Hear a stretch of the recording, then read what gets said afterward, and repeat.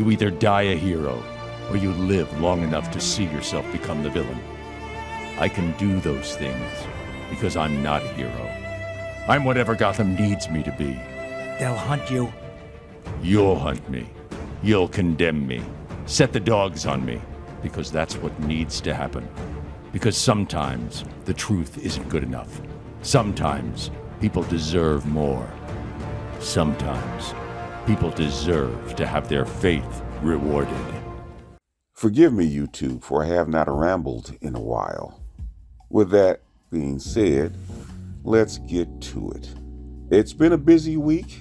There's a couple things I'm going to comment on later. Not going to do it here, but let's get to the past events that happened like late last week, early this week. The first one we're going to get to is, of course, what's in the news. Donkey of the day, liar of the day, whatever you want to call him, Derrick Jaxn. And I first learned about Derrick Jaxn, I do believe in 2015, because Obsidian was calling him the overgrown simp. And at first I agreed with him because what he was saying, and then I noticed the sub count, and I noticed the view count, and I said, I get it. I get it. And I looked at his face when he was mouthing the words that I knew he didn't believe. And I once told Donovan Sharp, I think it was in Donovan Sharp's comment section or in his chat, he was talking about Derrick Jaxn. I said, Derrick Jaxn's not a simp. Derrick Jaxn is a pimp. Derrick Jaxn was giving these chicks sweet words so that they would pay him, like a pastor or a pimp to get the woman out on the street.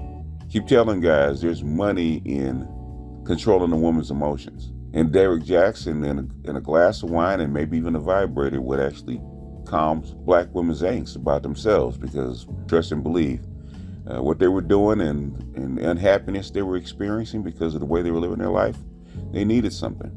And even when they found out that he was married, because at first he said that was his girlfriend, but that was actually his wife having his baby, they still stuck with him. So now that he's being revealed as a cheater, cheating on his wife because his mistresses are pissed off and reporting in and showing the receipts, now he's revealed to be the kind of guy that women complain about, the kind of guy he said he wasn't. And we'll see how women take it. I believe that him being 6'5" and muscular, he's going to take a hit, but I think he still has a career. Although he can't mouth the words that he used to. I was saying to somebody that the black manosphere ought to chip in and make sure that he stays around. Because every time black women talk about black men and complain and say how black men used to be or should be, and all the other simps that are out there, or fake simps, we'll start calling fake simps, because these cats are out there lying to women to salve their emotions and make them feel better so they can get a few ducats out of them or even some coochie coupons out of them. We can use Derrick Jaxn's name as a club, okay? You know, saying ain't no fun when the rabbit gets the gun. My, how the tides have turned and how the mighty have fallen. The mighty Derrick Jaxn has gone down in flames. You know what? I don't blame him, and I'm not upset with him, because women will accept the pretty lie versus the harsh truth. And I think COVID is actually bringing a lot of things to light. I think pre-COVID, Derrick Jaxn probably would have never been exposed like that. But when women are up against it, and you say your second, third, and fourth side chicks need help, they're going to put pressure on you.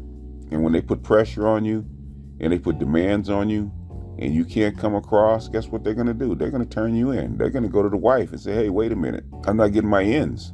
I'm not getting help. I'm not getting help like your man promised us. So when your side chick feels like she's slighted, guess what she's going to do? She's going to try to burn down the nest, which they're trying to do right now. And all I can say is, Derrick, you're making way too much money to be this sloppy. Making way too much money to be sloppy. At a certain point, should have been about the business. You should have paid these chicks off, or if you're going to have one or two. I always say, even if you're going to be one of those guys that has women, you shouldn't have like a trail of 4 or 5 women around you, or even 10 women around. You shouldn't be out there messing around with randos or random chicks that you meet on the internet or IG or picking them up like that, especially if you got a wife. You got a wife and kids, man. I say if you got more than 3, you got problems. If you got 3, you got problems.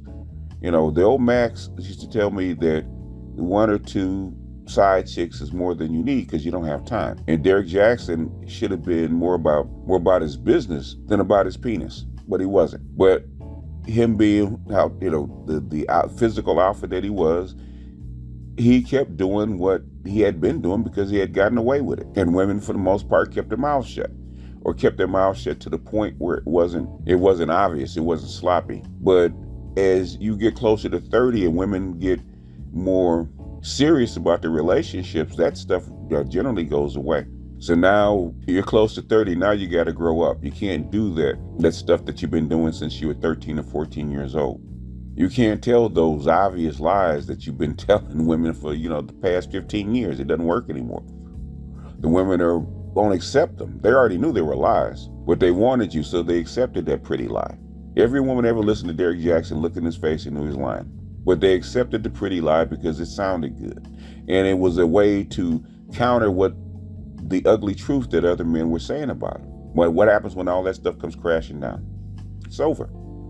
The women and the men have to grow up. I think Derrick Jackson's 29, maybe 30. Yeah, that's about the time. Got to grow up. And now this is the grow up phase. And while I don't like to see a brother go down like this, and I don't, because most of the time, most people have problems with Derrick Jackson. I had no problem with Derrick Jackson, man. If women want to be lied to and they want to pay some dude to lie to them, and they want to be YouTube pimped by a dude that's good looking to them, hey, I got no problem. If every black woman wants a pookie around, and Derrick Jackson is that. Derrick Jackson's a pookie. People don't recognize that. I said that. Derrick Jackson is a pookie. He's a pookie that is physically gifted, and he's lucky because he fell into a way to monetize him being a pookie. And after 6 years, 7 years, really, Jesus Christ, he started 2014. I have no issue with it. It's just hilarious that women paid him that much money and they bought it in these great numbers. But they were saying black women pay for what they want and beg for what they need. Women will pay you for emotional support rather than sexual support.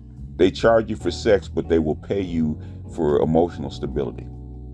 That's what the pimp game's all about. Pimps figured that stuff out like 200 years ago. If you can get into a woman's subconscious, she'll do anything for you. And Derrick Jackson is the man that proves that rule. So salute to you, Derrick Jackson. I hope you continue to make money. If you're smart enough and you smarten up, I think you'll figure a way out of this, a way to monetize this.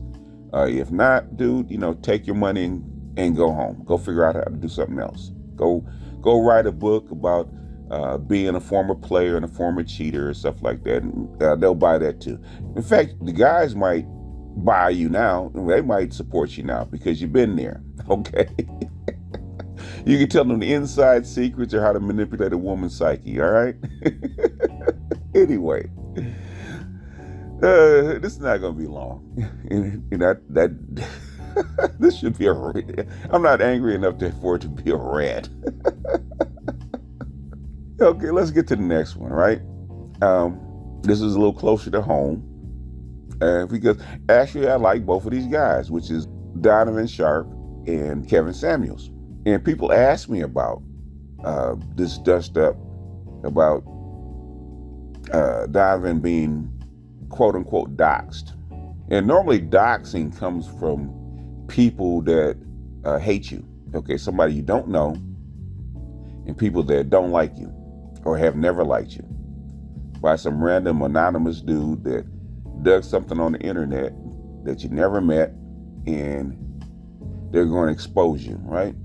Very seldom does it come from somebody that you really know or that you've interacted with and done business with, which happened to Donovan.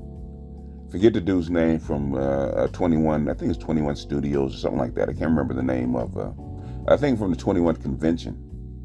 Dude that I think Donovan's known for like 10 years, one of your associates.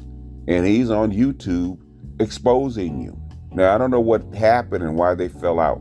I don't know why, the real reason why this actually came to light, because at the end of the day, what Donovan does in his personal life, I don't really care. I never have. And it's supposed to be YouTube etiquette and bro code not to do this bullshit. And I'm looking at one of Donovan's associates actually doing it. And I look at, like I said, some of the comments, and they go around, while the stream is going on, and I'm not even trying to figure out. I actually pretty much know. It might be a guess. But it is probably the reason that I kind of shied away from MGTOW, or from the MGTOW side. And I'm gonna tell you why. This is just my opinion. I actually said this in a stream when I was on Charles Faulkner's channel, on one of his streams, one of his panels. And I said the reason that I feel Donovan was exposed is not because of what Donovan did. I think it was because of what Kevin Samuels actually did. And this is probably something that's not talked about. And it's not everybody. Let's get it straight. It's not everybody. Most of the MGTOWs that I've met that were not black, they were white, were actually cool. They're actually friendly, they were welcoming, they were cool. Traversable MGTOW is one of my fellow monks. And me and the monks are always cool. Most of them are white, but for the most part, we were really cool. There's some very decent dudes on the MGTOW side, but there is that element, and there is that angst. And most of the time, when it comes to women, which is why we're all here in this manosphere talking about a relationship with women, for the most part, it's fine. But except when the differences of black and white actually show up. And I think this is one of those instances. I remember I was sitting in the dentist offices, waiting on my brother, because my brother was going to get dental work, and they were putting him under, so I had to drive him home. So I had a couple hours, so I'm on YouTube. This is like three and a half weeks ago. I'm on YouTube, and I'm looking at Fresh and Fit with a couple of Donovan Sharp's buddies. I think Myron Gaines and a couple other dudes, right? And Rolla Tomasi. They were all there, and they had 3 white women, okay, that they were interviewing. They're going back and forth with, and the white women were really handling them. Okay, I mean really handling them. And Kevin calls in. They put him on, and I think they were shocked that Kevin's method of handling black women actually worked on white women. In fact, it worked so well, the white women were flabbergasted. They checked them so well that you can look at the women looking around. If this is a black guy checking us, ain't you guys gonna do something? And he shut them down. Even Rolla Tomasi had to say that Kevin came in and shut these women down. And Rolla Tomasi felt some kind of way about the methods that Kevin used. Now, nobody has any problem with the method that Kevin Samuels uses on black women. None. He's been doing it for almost a year. They've had no issues with it, as long as he was checking his women. When he was checking their women, they had issues with it. And that's something that the manosphere, the broader manosphere, is going to have to come to terms with. It's one thing that COVID-19 has done. It's leveled the playing field. It's thrown everybody into the same box, on the same sand pile, and it's done what 200 years of history in the United States has never been able to do. It leveled the playing field, and especially the sexual marketplace playing field. Any guy of any income level, of any color, has access to any group of women in the United States, period. Point blank, period. And everybody knows it. And women of the Caucasian persuasion know that a 6-figure guy is a 6-figure guy is a 6-figure guy. There's only so many of those. And you better not be too picky about the color of the chair that you sit in when the music stops. You get a high value man of any color and he's out there to be gotten, you better go get him. Everybody knows this. And I think people are starting to have an issue with this. So these girls who are out there looking for high value guys are trying to figure out how to intersect with men. And Kevin is basically the bleeding edge of this. And he knows it. He knows what these women are looking for. He knows that they want to learn because they've never had to, but he knows they need to learn these lessons. And he's shutting down all their feminist arguments, which don't work anymore. And I don't think the dominant society, the broader manosphere really likes it. Okay, they don't like the method, the way, how this stuff goes about. But Kevin is only doing the same stuff that we've been doing for the last 8 years. All that information that Kevin has and his methods, his talking points, his statistics, are all an amalgamation of the stuff that of the manosphere over the last 8 to 10 years. Okay, it's the base of knowledge. It's a base of knowledge that's been hidden for the most part, because the black manosphere is very small. But the thing is that all those hidden gems, those hidden arguments are coming to the surface. And it's obvious that they're coming to the surface. And they're coming to the surface through Kevin and through Donovan and Coach Greg Adams. So this is what's called integrating the manosphere. And people are going to feel some kind of way. And so I think that Kevin checking these 3 white girls on YouTube in public caused a kind of rift. And Kevin has gotten to the point where Kevin is a whale, and Kevin is closing in on 1 million subscribers. And on YouTube, that is a nirvana. Okay, that's so huge that it's very difficult to touch it because you have too many followers, male and female. So for Kevin, by the broader manosphere, really cannot be attacked for the most part. But who's second in line? Donovan Sharp. Kevin's already been doxxed and Kevin's already been attacked. So really, there's really nothing they can come at him with. And plus, their fans really are not going to pay attention to it. But Donovan can. And Donovan has brought Kevin into the broader manosphere. And Donovan has rode with Kevin. So if you can't get him, who's second? So I think that's what's going on with Donovan. But I think just like anything else, it'll blow over. And maybe it is now time for a shakeout to see who's who and who's what. And for people to put their cards on the table, put their feelings on the table and deal with them. If we're going to cross-pollinate the 2 manospheres, the bigger one, the broader one, and the black one, the Malcolm X sphere, which I call the black manosphere, then it's time for a sit down. It's time for a meeting of the minds and a meeting of the feelings, because this is not thinking, this is feeling. Okay? This is an emotional reaction. It's the emotional reaction that I got 6 years ago when I had my Black Gnostic Speaks channel. And I talked about the University of Missouri football team actually protesting because of racism on campus. And a few of the MGTOWs that had heretofore hadn't really noticed me, all of a sudden, here they come. Because they felt some kind of way. Because that's a subject they don't want to talk about in the manosphere. They want to spin things their way, but when a black man sees something different, then guess what? Okay, you got to get out of the pool, which I did, which I left. I said, okay, the MGTOW was their arena, and it's supposed to be neutral. And there's certain things I couldn't talk about in MGTOW, which is why I left. I had to leave because I needed to help my group of people. I'm a black man, and my whole thing was to do what? Give aid and comfort to black men just like me, and relate to brothers that were going through the same thing I was. And there's certain things that I was going through that's unique to me and unique to my kind and unique to my culture that they couldn't understand. And they didn't agree with, and that was fine. So I left that, MGTOW Anonymous, or I call Alcoholics Anonymous, and I came to IBMOR. I came to the black sector.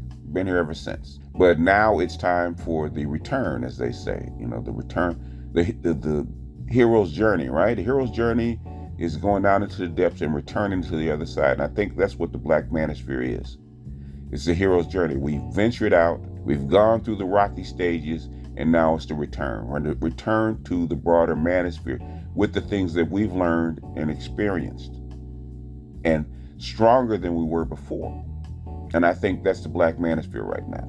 And I think the broader manosphere is now starting to see that the hero has returned, and he's brought new skills and abilities and insights, especially nowadays when the world, not just the country, but the world is going through some kind of transition. And I think we're part of that transition. And I think the discussion about not only male angst about what's going on about feminism and our relationship with women, but also our relationship with each other. Because the Donovan Sharp thing shows that even amongst the manosphere, there's discussions that we need to have. Just like with Derrick Jackson being exposed, so to speak, there's discussions that we need to have with black women. Because if they don't shape up, I would say the black community is probably doomed. And they have to face their petty jealousies, their petty lies, and their petty fears, and start facing reality, which Kevin is having that discussion right now. Kevin is not bashing women, he's holding up a mirror. And just like the evil queen, the evil black queen in Snow White, the mirror had to lie to her, okay? The mirror had to lie to her. And one day that mirror didn't lie to her anymore. And she got upset. And black women have been that queen. The mirror's not lying to her anymore. The mirror's telling her the truth. And now she would love to break the mirror, but she can't. So now she has to have a real discussion. Kevin Samuels is that mirror. And Kevin Samuels is also the mirror for the white manosphere, the broader white manosphere. He's a mirror. And he's showing that mirror to white women, but he's also showing the mirror to the broader manosphere too. And I think instead of trying to break that mirror, what we need to do is embrace that mirror and have this discussion. Actually look at all the warts and pimples and imperfections that we see and deal with them. But anyway, I think I've rambled enough. I think not quite my week's worth, but enough for this session. So I'm gonna put the mic down and I'll put this up and I'll just say, that's why I'm not your hero. This is BGS out now.